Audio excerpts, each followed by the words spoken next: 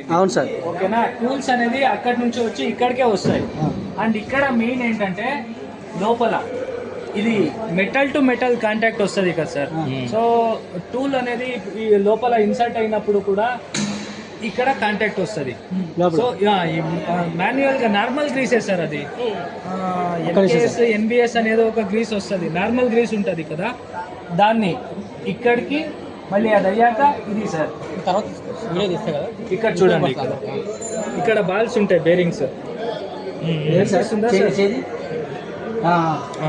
ప్రతి పాకెట్ లో అన్ని పాకెట్స్ లో ఉంటాయి సార్. ఈ పాకెట్ అన్ని దగ్గర ఉంటాయి. లెఫ్ట్ రైట్ ఉంటాయి, అన్ని సైడ్స్ ఉంటాయి సార్.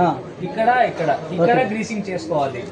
అండ్ అది అయ్యాక ఇది ప్లేట్ ఉంది కదా sir, circular plate. Circular plate పైన అది ఓరియంటేషన్ టైంలో ఇలా ఏటీసీ ఇది మొత్తం రొటేషన్ అవుతూ ఉంటుంది.